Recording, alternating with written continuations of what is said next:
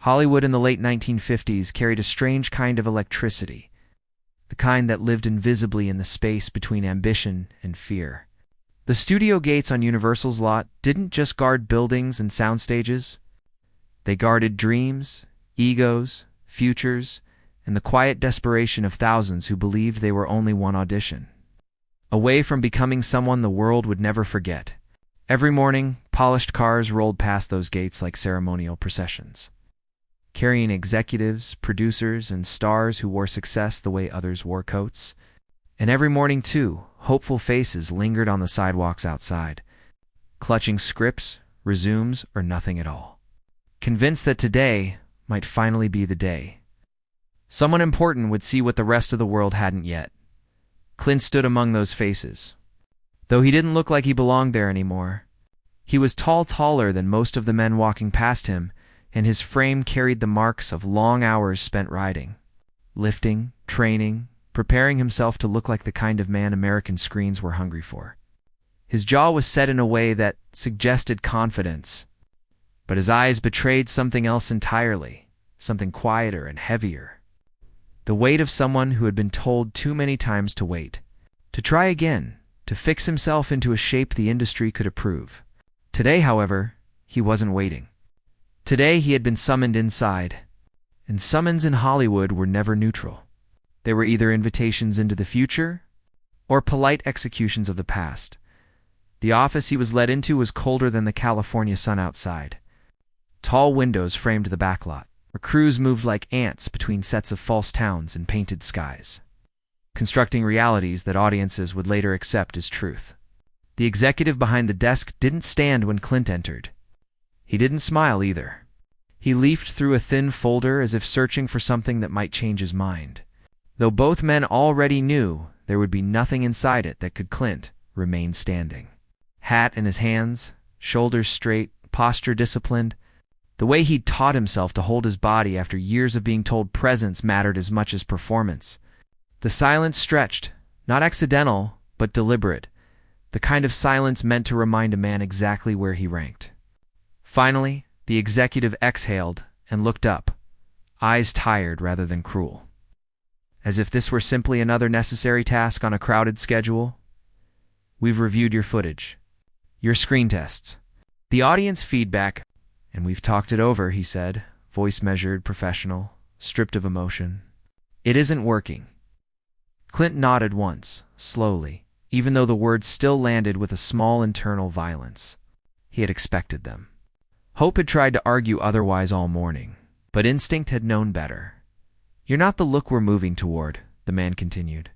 "You're too tall for the leads we're casting. You don't fit opposite the actresses we're building. And frankly, you're still stiff on camera," it reads. "The audience feels it." Clint swallowed, not because he didn't understand, but because he did. He had spent years reshaping himself around feedback like this, sanding edges, adjusting posture, softening expressions, deepening voice, trying to become something that could survive inside a lens. Still, he waited. Hollywood had taught him that sometimes executives talked past the end, and sometimes, just sometimes, there was a door hidden behind the door. The executive closed the folder. "So we're going to let you go," he said. Effective immediately. The sentence was clean. No cruelty. No ceremony. Just finality. For a moment, Clint heard nothing else. The world outside the office continued without him. Somewhere, a camera rolled. Somewhere, laughter echoed. Somewhere, another young actor was being told he was exactly what they were looking for. Clint felt as though he were watching himself from a distance. A tall figure frozen in a quiet room, hat in hand. Absorbing the precise instant, a dream restructured itself into something far less certain. He thanked the man. Because that was what you did when you wanted to leave with dignity. He shook the offered hand, because dignity was often the only currency left when opportunity ran out. And then he turned and walked out, past the secretary who didn't look up. Past the framed posters of films that promised glory to those who made it inside their borders. Past the hallway, where he had once waited nervously for his first meeting, believing that just stepping into that building meant he had arrived. Outside? The California sun felt almost offensive in its brightness. It shone the same way it had when he'd first driven onto this lot years earlier. Heart racing, convinced he was walking into a future that would steadily unfold. Now it shone on something else entirely. The end of a version of himself he had built piece by piece, sacrifice by sacrifice. He didn't go far at first. He simply walked. Past sound stages, past parked trailers, past groups of people who were busy being important. And then, without quite planning to, he found himself standing near one of the smaller exterior sets. A half-constructed street corner, waiting for its turn to become somewhere else. He leaned against a wooden facade and stared at the ground, hat hanging from his fingers. Shoulders finally loosening as the adrenaline drained away, it was there. In that quiet pocket of the lot that Dean Martin noticed him. Dean hadn't intended to walk that way. His schedule that morning had been a loose thing. A rare gap between meetings and rehearsals, and he had taken advantage of it the way he often did, by wandering. Despite the image the public carried of him, the smooth voice, the laughter, the effortless charm, Dean valued these small stretches of anonymity more than almost anything. They reminded him of who he had been before the lights, before the microphones, before the endless expectations. They reminded him that Hollywood, for all its spectacle, was still full of ordinary human moments happening just beyond the camera's reach. He saw Clint first as a shape, tall and still against a false wall, framed by painted brick and unfinished signage. Something about the posture caught his attention. Not the height, not the build. It was the way the man's shoulders curved forward just slightly, as though he were carrying a weight invisible to everyone else. Dean had spent long enough in this world to recognize that posture. He had worn it himself once. Dean slowed without meaning to. He adjusted his jacket not out of vanity but habit and walked closer. As he approached, Clint lifted his head reflexively, the way men did when they sensed movement in their periphery. Recognition flickered across his face, quickly followed by something like embarrassment, as though being seen in this moment were a breach of etiquette. "Dean Martin," Clint said, nodding politely, stepping away from the wall. "Didn't expect to run into you back here?" Dean smiled, not the practiced one meant for crowds, but the quieter version that rarely appeared in photographs. "I didn't expect to run into anyone back here," he replied. "That's usually why I come." There was an awkward pause, the kind that hovered between strangers who weren't quite strangers. Men who shared an industry but not a circle. Dean glanced once at the building Clint had come from, then back at his face. Years of performing had sharpened his ability to read the small signals people thought they hid. The tightness around the eyes, the careful stillness. The way Clint held his hat as though it were the only stable object in a suddenly unstable world. "Rough morning?" Dean asked. Gently, Clint hesitated. Hollywood taught people to keep their struggles private, to package only the parts that served a narrative. But something in Dean's tone, interested in spectacle, not interested in gossip, made honesty feel less dangerous. "They just let me go," Clint said. He didn't add the reasons. He didn't need to. The words were enough. Dean's expression didn't change dramatically. It softened. He nodded once, slowly, as if acknowledging a truth rather than reacting to a surprise. "I'm sorry," he said. "I know how loud a place like this can feel when it suddenly goes quiet." Clint exhaled a breath he hadn't realized he was holding. He stared past Dean at the unfinished set, at the way it imitated permanence while being nothing of the sort. "They said I'm wrong for what they want. Too tall? Not the right look. Can't act the way they need," Dean said quietly. "The famous list." Clint looked at him. Dean tilted his head, eyes tracing the edges of the fake building. "Hollywood's very good at turning opinions into verdicts. Makes them sound like physics. As if they're describing gravity instead of taste." That earned Clint the faintest smile, fleeting but real. "Doesn't make it easier to hear," Dean agreed. "But it changes what you do with it." They stood in silence for a moment. Somewhere nearby, a hammer struck wood. Somewhere else, a director's voice called for a reset. The industry continued its endless rehearsal of illusion. "What will you do now?" Dean asked. Clint shrugged. It was the first truly unguarded gesture he'd made all day. I don't know. I came out here thinking this was the road. When the road ends, you don't always see the next one right away. Dean studied him more carefully now, not as an actor, not as a type, but as a man in transition. He saw the discipline in the posture, the restraint in the voice, the refusal to collapse even when something fundamental had been removed. He saw, too, the danger, the quiet moment after a door closed, when doubt began drafting its own future. Mind if I tell you something I learned the long way? Dean asked Tall. Clint shook his head. Go ahead. Dean folded his hands loosely in front of him. This place is very good at mistaking usefulness for truth. If you fit what they're building this season, they call it talent. If you don't, they call it a flaw. But usefulness changes. Seasons change. Truth doesn't. Clint listened, not with the polite nodding people gave celebrities, but with the stillness of someone who needed the words. When I first came out here, Dean continued, there were people who told me I wasn't serious enough. Others said I was too serious. Some said my voice was wrong. Some said my face was wrong. What they meant was that I didn't belong to the boxes they already had. It took me years to realize that wasn't a diagnosis. It was an invitation. To what? Clint asked, to build something they don't have yet. The words settled between them. Not inspirational in a theatrical way. Not comforting. But solid. Clint looked down at his hat again. It feels like being fired means you failed. Dean's gaze sharpened slightly, not in challenge but in conviction. Being fired means someone stopped investing in the version of you they were imagining. That's not the same thing as the version of you being finished. They stood there. Two men framed by a street that led nowhere.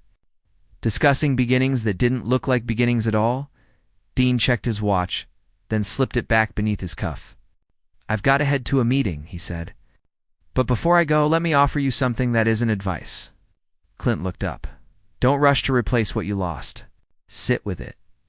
Let it tell you what it isn't. Sometimes that's the only way to hear what it is. Clint nodded slowly. Thank you. Really. Dean extended his hand again, not as an executive, not as a star, but simply as another man who had survived a few necessary endings. Clint shook it. As Dean turned to leave, he paused and glanced back over his shoulder. For what it's worth, he added, Hollywood has a habit of being very wrong right before it's very impressed. Then he was gone, disappearing back into the choreography of the lot, into a life where meetings waited and people expected him to know exactly where he was going. Clint remained where he was. The sun moved imperceptibly. The sounds shifted.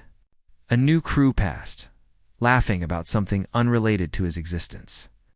He leaned back against the facade again, but this time the weight in his shoulders had changed. It was still there, but it had redistributed itself, less like an ending and more like a question. Too tall. Wrong look. Can't act. He repeated the words in his mind, not with bitterness, but with a strange analytical calm. They were not descriptions of who he was. They were descriptions of what someone else did not know how to use, and for the first time since the office, door had closed behind him. That distinction mattered. He straightened, adjusted his grip on the hat, and started walking again, not toward the exit. Not toward the sound stages, but simply forward. Into the part of the lot where no one had told him what he was supposed to be. Behind him, the unfinished street corner waited to become something else. Ahead of him, nothing was defined, and sometimes he was beginning to realize that was exactly where the real work started. Asterisk, the months after Universal let Clint go did not arrive like a storm. They arrived like fog, quiet, slow, indistinct. There was no dramatic collapse, no single moment where the world visibly broke apart. Instead, there was a steady thinning of certainty, a gradual erosion of the structure that had once told him who he was supposed to be. The studio pass that no longer worked at the gate, the phone that rang less often, the auditions that shifted from hopeful opportunities to polite exercises in rejection. Hollywood did not slam the door again. It simply stopped opening new ones. Clint moved into smaller rooms. First a modest apartment, then a cheaper one. Then finally a place that barely deserved the name. A narrow space with thin walls and a single window that looked out not over the city, but into the side of another building. Close enough that he could hear a man coughing every night and a woman crying every morning. The rent was low. The dignity cost more. He took work where he could find it. Carrying equipment, digging trenches, driving deliveries. Jobs that left his hands raw and his muscles burning. Jobs that reminded him in the bluntest possible way that survival was not a metaphor. It was physical. It was daily. It was earned. What unsettled him most was not the labor. It was the silence. The industry he had built his inner world around no longer reflected him back. There were no casting notices with his name. No wardrobe fittings. No scripts to memorize. Without the mirror of attention, he began to confront a question he had never truly faced before. Who was he when no one was watching? At first, he avoided it. He filled his evenings with exhaustion. He would come home, eat whatever he could afford, sit on the edge of the narrow bed, stare at the wall until sleep arrived like a small mercy. But over time, something restless began to stir in him. Not hope. Not yet. Something sharper. Something that refused to let him fully collapse into resignation. It was the same sensation he had felt years earlier when he had first left home. The same low internal pressure that whispered that the world was larger than the roles being offered. He started writing again, not for a production, not for a camera, for himself. He found a stable outside the city that would let him work in exchange for access. And before dawn, while Los Angeles was still half asleep, he would saddle a horse and ride into the hills. Where the roads thinned and the air changed and the noise of the industry dissolved into wind and movement, out there height didn't matter. There were no camera angles to betray him, no dialogue to perform. There was only balance, breath, decision, and the quiet negotiation between man and animal. It reminded him that control was not something granted. It was something practiced. The physical training followed. Long runs, endless repetitions. He built his body not to fit a costume, but to endure. He boxed in forgotten gyms. He sparred with men who did not care about Hollywood. He learned to take hits without drama, to give them without hesitation, to read intention in the smallest shifts of posture. His hands toughened. His reflexes sharpened. His face, once carefully arranged for casting calls, grew leaner, harder, more carved by sun and effort. Something old was being stripped away. Something new was emerging, though he did not yet have language for it. Acting did not disappear from his life. It transformed. He stopped chasing auditions and started studying people. The men at the stables, the workers at the construction sites, the drifters who slept near the rail yards. He listened to how they spoke when they were tired, when they were angry, when they were trying not to be seen.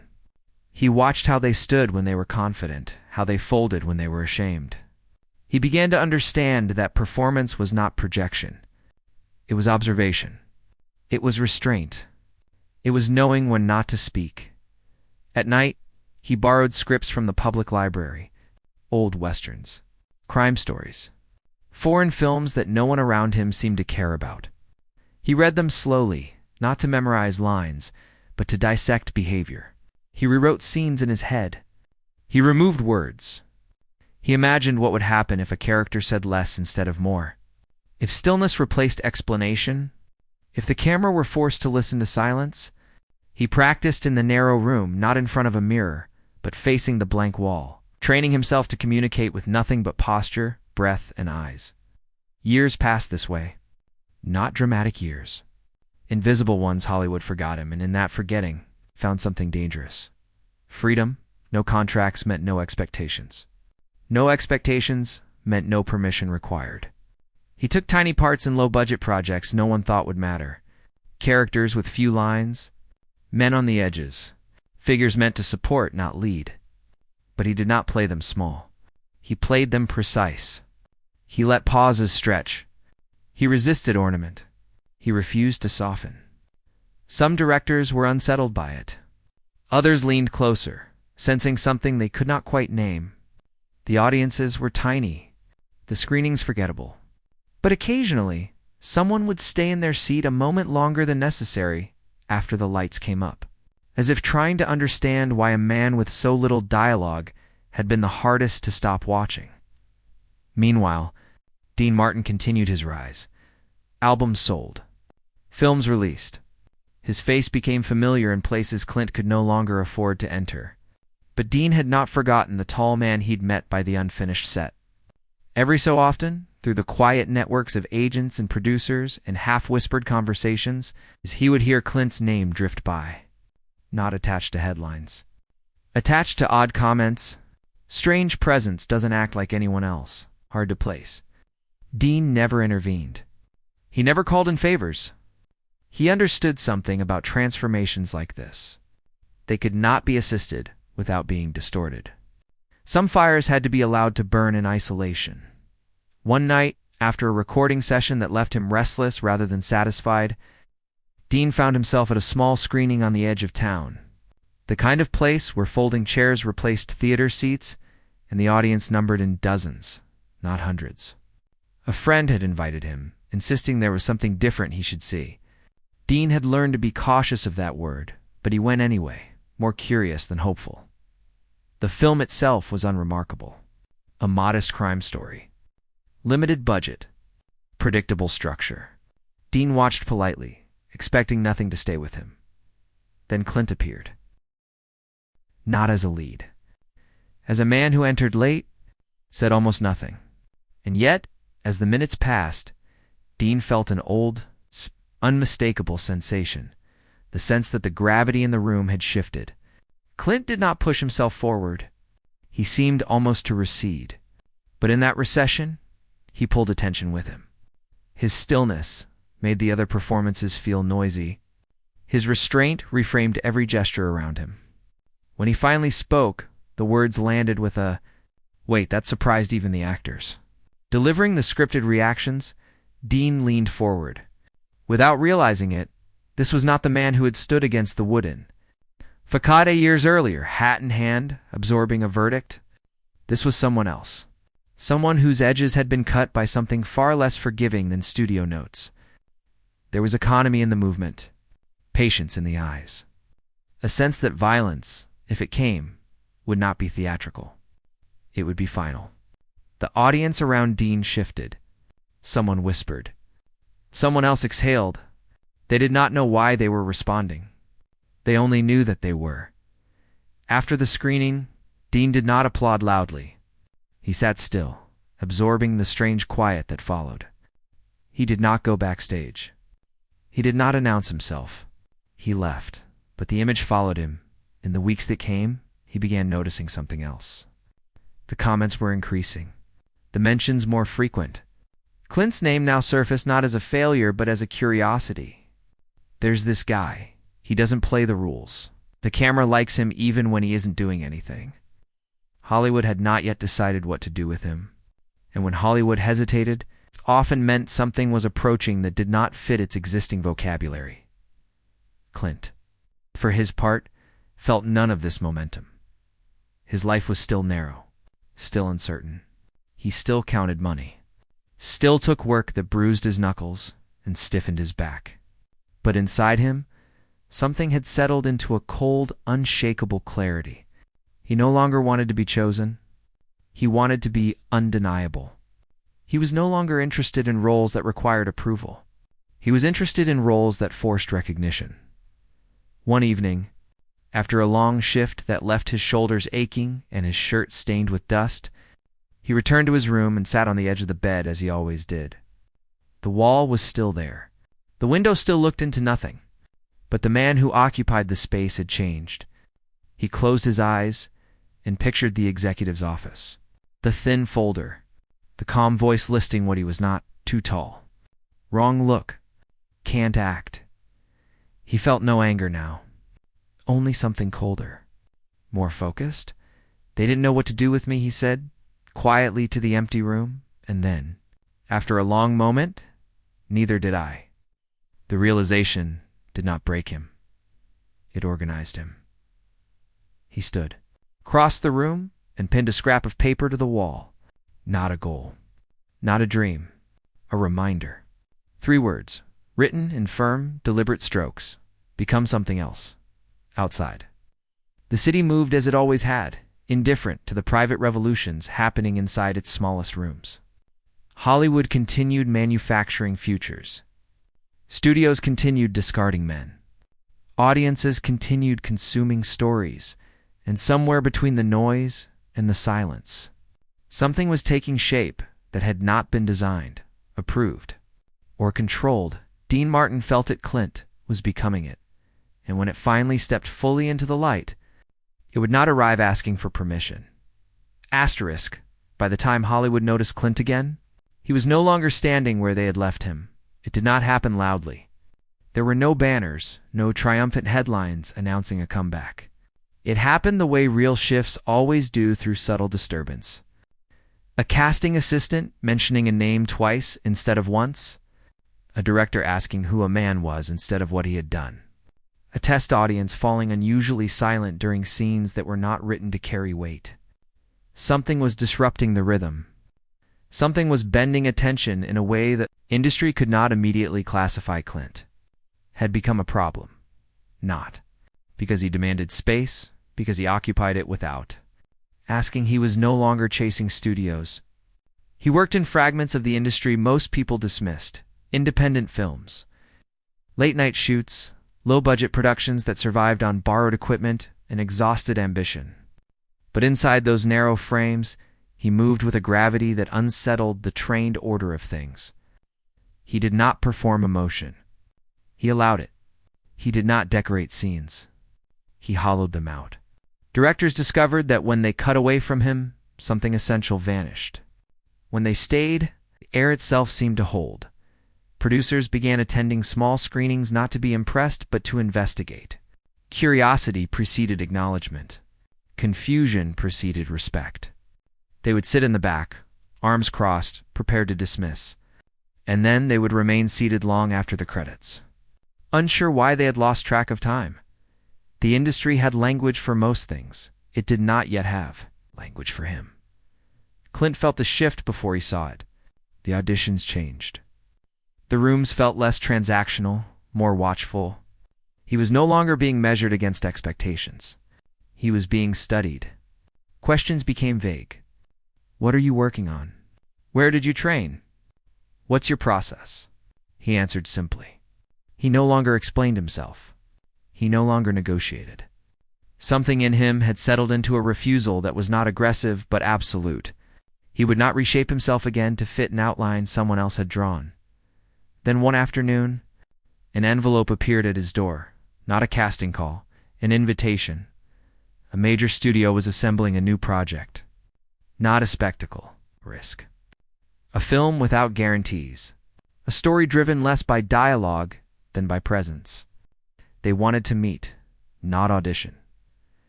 Meet. Clint sat with the envelope, unopened for a long time. He felt the weight of it not in his hands but in his chest. Hollywood had not come to him like this before. There was no list of changes, no mention of height, no coded language about adjustments. Only a location, a time, and the name of a producer who years earlier had signed his dismissal. Paperwork without looking at his face. He did not go immediately. He waited 2 days, not to play games, to listen. He walked the hills again. He rode before dawn. He worked until his hands stung. He sat alone at night, staring at the wall that had once been his only witness, and searched for any echo of the man who had left that executive's office, carrying someone else's definitions of himself. He did not find him. On the 3rd morning, he opened the envelope. The meeting room overlooked the backlot. The same false streets, the same artificial skies, but Clint entered it differently this time. Not as a candidate. As a condition. He wore no suit. He carried nothing. He did not fill the silence when it formed. He allowed it to gather. The producer stood, smiled, gestured. The conversation began with compliments. Carefully chosen words about unique presence and unexpected impact. Clint listened without absorbing them. Praise and rejection had begun to feel strangely similar to him. Both attempted to define. Both attempted to place. Then came the shift. "We think there's something here," the producer said, folding his hands. "But to make this work, we'd need to shape it, refine it. The audience still needs to recognize you." Clint waited. "There are notes," the man continued. "Small things. How you speak. How you hold yourself. We'd want to soften some of the edges. Make you more accessible." The words hovered. They were gentle. They were familiar. Clint did not respond immediately. He studied the glass on the table, the reflection of the studio lights in its surface, the faint distortion of his own face in the polished wood. Then he looked up. "No," he said. The producer blinked. The way people do when a conversation deviates from the script they are following. "I'm not interested in being refined," Clint continued, voice even. "I'm interested in being precise." There was a pause. "That precision," the man said carefully, "might limit your opportunities." "What?" Clint nodded once. "It already saved my life." The meeting ended politely. Professionally. Without raised voices. Without slammed doors. But something irreversible had occurred. For the first time, Hollywood had extended its hand. Clint had not taken it. He walked out not into uncertainty, but into ownership. The film went forward without him. It performed adequately. It was received kindly. It disappeared. But the story of the meeting did not. Stories rarely die when they involve refusal. They mutate. They travel. They attract meaning. Within months, Clint's name carried something new. Not just intrigue, danger. He was difficult, uncontrollable, unpredictable. Those words often meant only one thing. He could not be absorbed, and that made him valuable in a way no contract could replicate. The offers that followed were stranger, smaller, riskier. They did not come with instructions. They came with questions. Directors asked what he saw. Writers asked what he thought the character would never say. Crews rearranged scenes around his stillness. He began turning down more projects than he accepted. Not for money. For alignment. If a story did not require him to bring the full weight of what he had become, he declined. Audiences began to notice patterns before critics did. They could not always articulate what they were responding to, only that his scenes felt different, that he made familiar structures feel newly dangerous, that silence around him behaved differently than silence around other actors. Word spread not through promotion, but through unease. Watch the tall one, the one who barely speaks, the one you can't stop watching. Dean Martin encountered him again the same way he had the first time, unexpectedly. It was at a private industry event, a muted gathering where people spoke too softly and meant too much. Dean had been listening to a producer lament the difficulty of finding real presence when he saw Clint across the room, older, leaner, carrying. Himself not with ambition, but with something closer to inevitability. Their eyes met. There was no dramatic recognition. Only a shared understanding that time had passed and something had been completed. Dean excused himself and crossed the room. "Looks like Hollywood's having trouble figuring out what to do with you," he said. Clint smiled faintly. It always did. The posture, the eyes, the quiet authority that did not announce itself. "You're not trying to be accepted anymore." "No," Clint replied. "I'm trying to be accurate." Dean let that sit. He had built a career inside acceptance. He understood its comforts. He also understood its limits. "They'll keep circling," he said. "The system doesn't like what it can't digest. It keeps trying." Clint nodded. "They can try." They spoke briefly. About work. About the strange geography of the industry.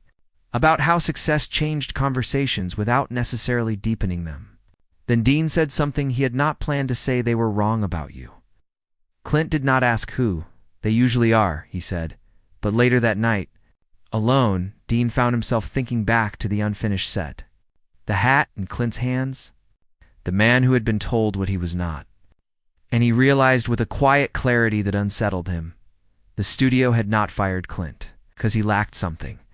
They had fired him because he carried something they did not know how to control. And now, years later, That thing was no longer forming. It was visible. The public turning point came not with a blockbuster, but with a scene, a single moment in a modest film that no one expected to matter. A confrontation written as routine.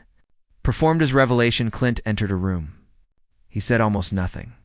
Another actor delivered the dialogue, explained, accused, justified. The script called for a response Clint did not give. He stood. He listened, and then he looked at the man speaking to him.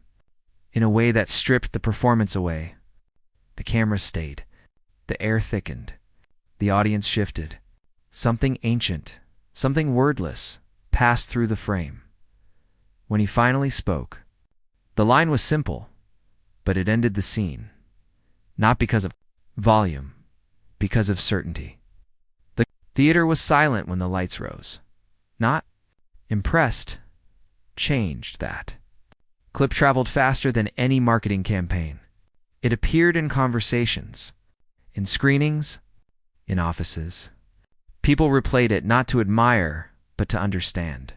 The industry began using a new phrase. You can't teach that. Somewhere inside Universal. A man who once closed a thin folder without looking up watched the scene.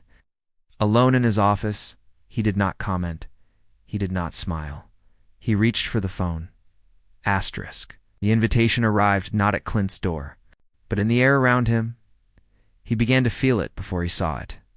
The atmosphere at screenings changed. Conversations lowered when he passed. People who had once addressed him with polite distance now watched him with a carefulness that bordered on reverence. Directors did not ask what he wanted to play. They asked what he saw. Producers did not speak first. They waited. The system, which once moved around him without friction, had begun to reform itself in response to his gravity. But true reversals are never private. They require witnesses. The film that carried him fully into public consciousness was not a spectacle. It did not arrive draped in expectation. It was quiet, character-driven, built around long moments rather than climaxes. Many inside the industry doubted it would find an audience. That doubt, more than enthusiasm, was what allowed it to remain intact. No one interfered. No one reshaped it. No one tried to sand away the edges that made it dangerous. When it premiered, the first screening was almost modest. A medium theater. An audience composed mostly of critics, agents, and people who believed they were attending something informative rather than transformative. Clint arrived without ceremony. No entourage. No strategy. He took a seat near the back, not hiding, simply uninterested in performing the role of someone who needed to be seen. Dean Martin was there. He had been invited not because of the film, but because of the room. Hollywood still liked to decorate itself with familiar faces. Dean accepted without much thought. But as he entered the theater and saw Clint seated alone, posture relaxed, gaze steady, he felt something settle into place. The story that had begun beside a half-built wall years earlier was about to close a circuit. The lights dimmed. The film unfolded slowly, patiently. It did not ask for attention. It assumed it. Scenes were allowed to breathe. Silence was treated as dialogue. The camera did not chase emotion. It waited for it. And at the center of that waiting stood Clint. He did not dominate the screen. He anchored it. The character he played was not loud, not expressive in conventional ways, not designed to solicit sympathy.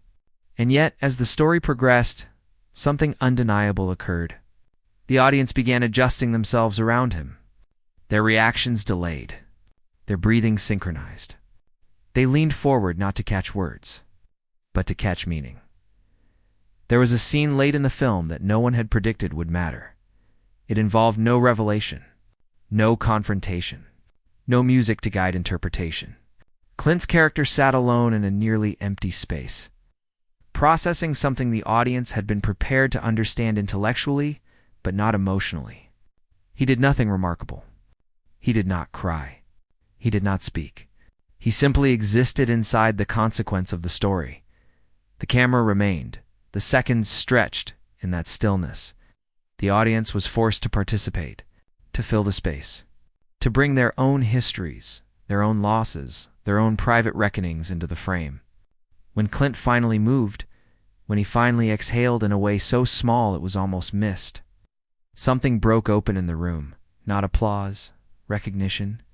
Dean felt it before he named it. That old instinct, honed over decades of stages and studios, told him he was witnessing something that could not be replicated on command. Something that had arrived fully formed because it had been forged without permission. When the credits rolled, no one spoke. People shifted. Some wiped their eyes without quite knowing why. Others stared at the screen as though waiting for it to explain what had just happened. The applause, when it came, did not erupt. It built, slowly, layered, rising. Not from excitement, but from an understanding that something had been completed. Clint did not stand. Immediately, neither did Dean. They remained seated as the room found its voice. And in that rising sound, Dean saw something he had never quite witnessed before. Not a man being celebrated, a system recalibrating. After the screening, the lobby filled with the low hum of altered conversations. Executives spoke with less certainty. Critics took notes they would later struggle to translate. Younger actors watched Clint with an intensity that bordered on disbelief. The industry was very good at recognizing profitable trends. It was far less comfortable recognizing irreversible ones. Clint moved through the space with the same quiet he had always carried. He shook hands. He thanked people. He did not posture. He did not explain. His presence did not expand. The room did. Dean approached him near a tall window that reflected the city lights back into the building, doubling the world, creating the illusion of endlessness. For a moment, neither man spoke. Then Dean smiled. They finally caught up. He said Clint considered the room, the faces, the conversations reshaping themselves in real time. No, he replied quietly. They finally stopped running. Dean laughed softly, not in amusement, but in recognition. I saw a man once, he said, standing beside a false wall on a backlot, trying to figure out where the ground had gone. Clint met his eyes. He built his own. Dean finished. Their exchange was interrupted by a small disturbance near the entrance. A cluster of people parted. An older executive moved through them, posture stiff, expression controlled in the way men wore when they were rehearsing composure. Clint recognized him immediately. So did Dean, the man who had closed the thin folder. He approached without a smile. Without a hand extended, he stopped a few feet from Clint and looked at him not as a subordinate, not as a possibility, but as a completed fact. You were extraordinary, he said. It was not praise, it was concession. Clint nodded once. Thank you, the executive hesitated. The room's noise softened around them, not because anyone was intentionally listening, but because something in the body language of the three men signaled that a moment was occurring. We were wrong, the man said. He did not specify about what. He did not need to. Clint studied him. Years ago, that same face had delivered a sentence designed to close a future. Now, it stood before him, carrying something far heavier than apology. Irrelevance. I know, Clint replied. There was no bitterness in it, no triumph, only closure. The executive waited, as if expecting something else.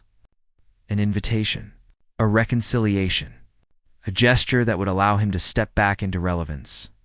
None came. After a moment, he nodded stiffly and walked away. Dean watched him go. He did not follow. He turned back to Clint and felt something rare move through him. Not pride, not satisfaction, completion. They didn't just misjudge you, Dean said quietly. They misunderstood the era. Clint looked toward the glass, where the city reflected itself endlessly. A constellation of private lives intersecting without awareness. They were building what already existed, he said. I was becoming what didn't. They stood there as the room reorganized itself around the truth of him. Offers would come. Contracts would follow. New doors would open where old ones had been sealed. But none of that mattered in the way this did, because what had happened tonight, could not be undone. The industry had not elevated him. It had been forced to reorient around him later. As the crowd thinned and the noise softened into aftershocks, Dean left the building alone. He walked a few blocks before stopping beneath a street lamp, the light carving familiar shadows across the sidewalk. He thought of the thousands of faces he had watched move through this city, the hundreds of careers that had flared and vanished, the countless men who had mistaken permission for power. Clint had not waited to be allowed. He had become, and in doing so, he had achieved something far rarer than success. He had made the world look back, not because he demanded it, because he had built something inside himself that attention could no longer ignore. Behind him, the theater doors closed, the night continued, and somewhere within the endless machinery of Hollywood, a new rule had quietly taken hold. Some men are not shaped by systems. They outgrow them.